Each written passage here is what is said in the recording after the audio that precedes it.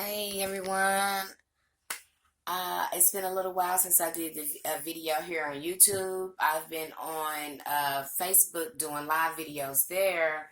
So, and it's just so convenient doing the live videos there. It's just so easier for me. But I'm going to try to get better at having these video talks with you guys. Today I want to talk about ancestor syndrome and about how it affects your family and where it comes from, because I am a survivor of emotional abuse, and the closer that I looked at my emotional abuse, the more I realized it was ancestors syndrome. As I began to write my book, I called it a generational curse, but it is really ancestor syndrome. That is the correct term for it. The right way to describe it would be ancestor syndrome. So the more I looked at my emotional healing, I started to discover that. I wanted to talk a little bit about ancestor syndrome and generational trauma, because that's what was going on in my family. So if you're like me and you're beginning to work with your ancestors and you don't or you haven't accepted a ATR, African traditional religion, or you're just walking a spiritual path, there are Orisha prayers and voodoo prayers that you can say to help elevate your ancestors. Because many of our ancestors had mixed blood, you will see that some of those prayers will help alleviate some of the ancestral syndrome that you may experience or your loved one may experience in the family. You may see the family may elevate more. They'll elevate a little bit more. It alleviates some of that toxic energy as you say some of those prayers. So it helps to a certain degree. It does help, but the journey, we have to still go within and start dealing with ourselves, as well as doing that healing on our own genetics, because that's the way we heal the bloodline. I want people feeling good. Yes, I sell crystals and all that, but all the crystals and things in the world are not going to make you heal yourself if we don't do the inner work. And that's what this all about. Walking this walk with the ancestors. All of us don't have a very pretty path with our ancestors. Our ancestry is, some of our ancestry is jacked up. Many of our ancestors were enslaved, and some of our ancestors were slave owners. You'll have mixed blood. We have a mixture of blood. A lot of things was going on. So, and there's a lot of things going on in our genetics as well. So when you begin to work with the ancestors and you start doing the inner work, you realize this. Okay?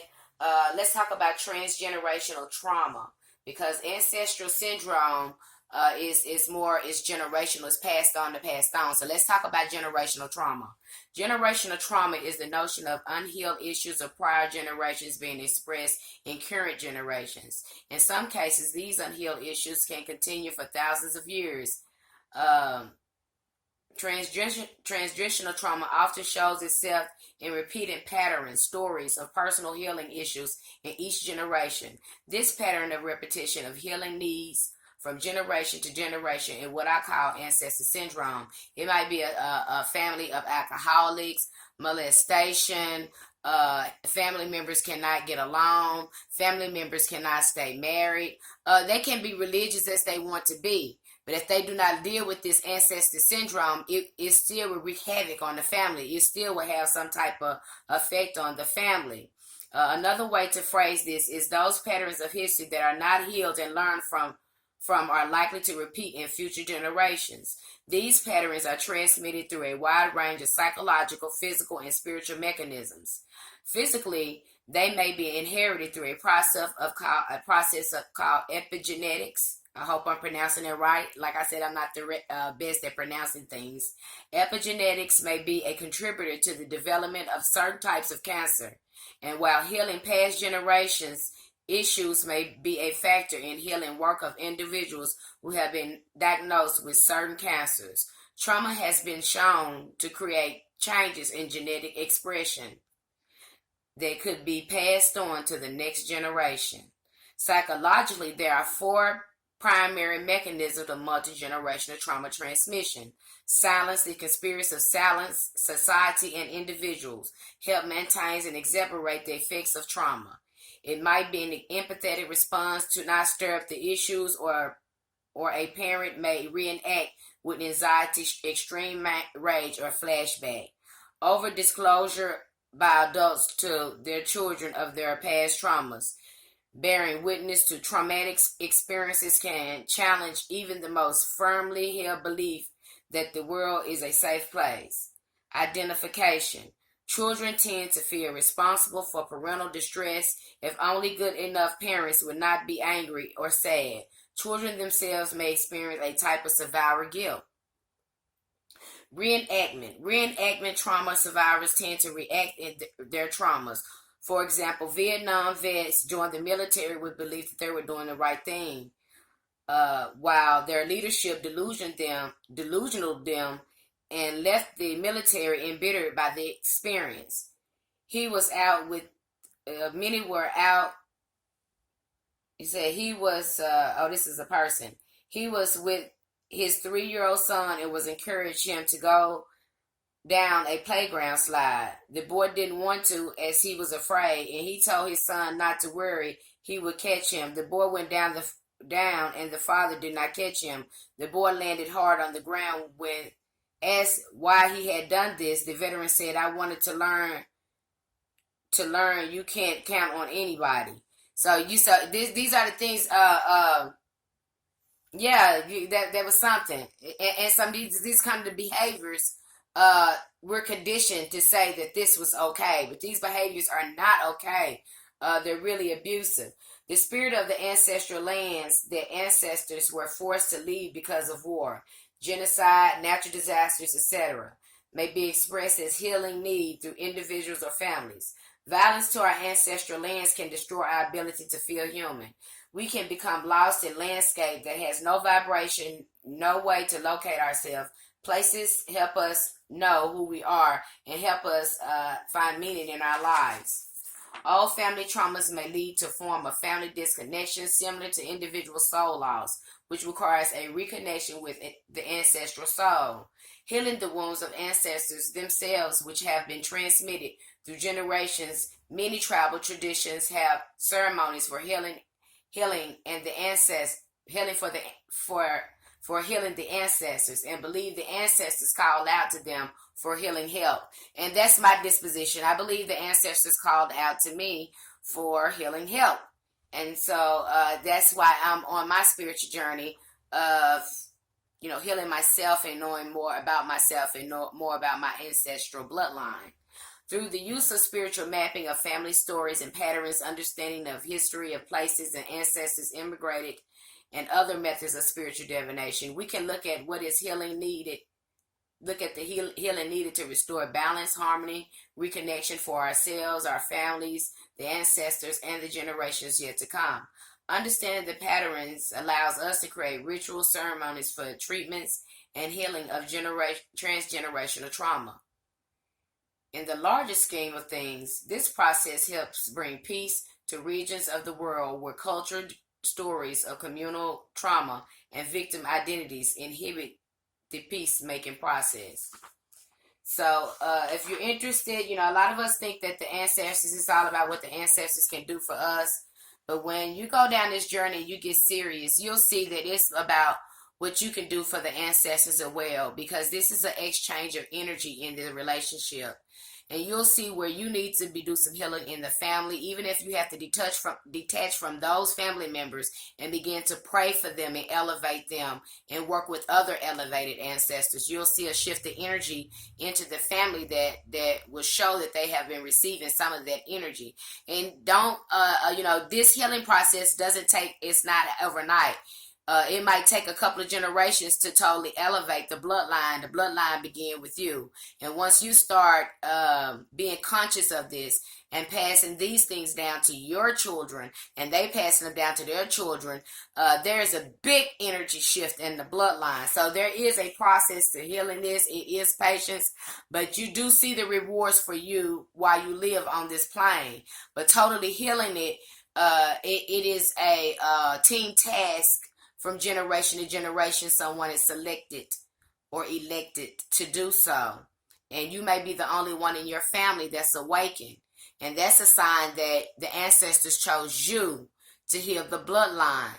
They may not ever believe, you know, they may not ever awaken to healing the bloodline, whether what it doesn't matter what religion they are. But these are our genetics, and this is our spiritual history. So sooner or later, someone in the family in that generation will become awakened and become a conscious healer. So and you may be that one. If you're interested in knowing more about this and you want to get started on healing your genetics, healing your bloodline, please email us at chemistry@gmail.com. Email ancestors and let us send you out a free ebook to get you started on this. This is a very big deal. A lot of people are not talking about this part of working with ancestors. That's a lot of what's going on, what needs to go on, because slavery, the slaves and the slave owners created such a toxic environment. We're still suffering from that environment. And then we look at the system and how it was built. We're looking at racism. So we're still living in this toxic environment. So, and the only way to heal it is by being aware of this, start doing the healing process on ourselves and on our bloodline to reverse the effects of it. And if you're interested in that, get my book, Lifetime Spiritual Journey, How I Came to Meet the Ancestors. I tell you about the spiritual phenomena I experienced in a toxic family. I think even then, my spiritual abilities, when they were coming through, it was the ancestors trying to get my family's attention. I don't know. That's just my way. Maybe that's my way of looking at it. It could be something else, but I recorded that in this book, and maybe you can resonate with it if you're one of the ones who have experienced some spiritual phenomena in your family. And then I have the Removing Generational Curses that you can get at Amazon. Now that book has more rituals and prayers in there to help you to start the elevating process of elevating those ancestors, praying for them, making that a part of your daily your weekly ritual when you honor them or pour libations to say these prayers to them. Another thing too, once you start praying, I noticed too, once I started to begin to be consistent in pouring libations to my ancestors and became aware of this, I have no desire to drink alcohol at all. Even not even on a social level. I can't consume it anymore. I get sick when I consume it. So, and I have alcohol addiction runs in my family, even though I only drink alcohol on the social occasions. Maybe once a month I may drink something, but now I can't even drink nothing at all. But that may happen as well. I take that as a sign that there was some healing. Some part of that bloodline is being healed. That's the way I look at it. So little signs like that, you'll know if you're doing some good work. If the work is working, you may see decreased alcohol consumption. Decrease the erratic behaviors or anxiety or worry. You might see that pattern in you when you know that you're doing the proper healing. But I'm sorry that I had not been here talking about my experience, my emotional healing. I've also taken the time the ancestors have led me to take some emotional counseling through Al-Anon. And I didn't know that at first. They revealed to me that Al-Anon would help with some of the issues that I had going on. And it was funny when I went to my meeting, the lady said, hey, the spirit, I just gave you information that the spirit led me to give you. And it was amazing because I consider myself an Aboriginal indigenous person. She gave me a pamphlet on Al-Anon Path to Recovery for Al-Anon for Native Americans and Aboriginals. And I was just knocked off my socks when she gave me this. So there was a confirmation to me that the ancestors got me on the right journey. I'm going down the right journey. Uh, you know, and if this video can help any of you, if your family suffer from addiction, it was molestation going on, any of that going on, in your family, just a behavior, just totally erratic behaviors, that, you'll know, you'll know, totally erratic behaviors.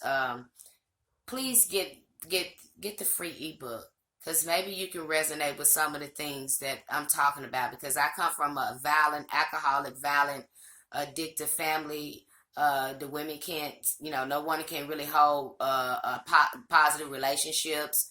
Their addiction, seems to play, just spill out everywhere in their lives. So, if this is you, get that book, and you can start the healing, the change, and the transformation starts with you. And you can heal your bloodline. It can begins with you, and there's tools, that'll help you get started with that.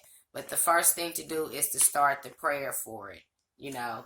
And if you need more support, if you were with a parent that was an addict or an alcoholic, I do advocate for you to look in your local directory and find the closest Al-Anon meeting, and find someone that you click with and start getting some counseling for that, that'll help you deal with those family members, so you can start loving yourself and get rid of that displaced anger, because that's a lot what you feel too. You don't know where it's coming from, but a lot of it is coming from there.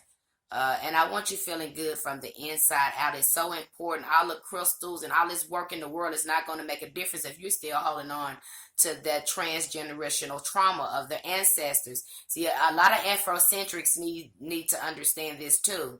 Your agenda is not going to go forward until you start doing the healing process of those genetic traumas.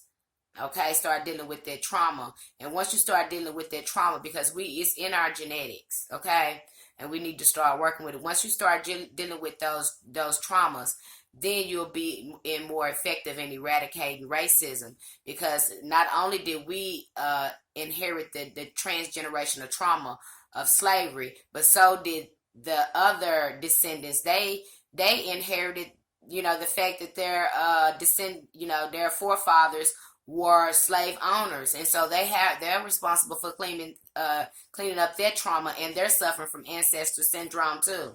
It may be through capitalism. It's through capitalism. They're doing it. Without racism, capitalism won't exist. So both of them go side and side. But I hope this video helped you. Please like our video, share our video, and please, hit us up, inbox us, email us to get that free ebook. I want to give this ebook out to, this free ebook out to as many people as possible. I want to help heal as many people as possible, because that's what this journey of the ancestors is all about. Thank you so much for watching our video and subscribing to us. Light and love. May the ancestors be with you. I'm going to leave some links here to help you get to those places if you're interested in those ebooks. Thank you.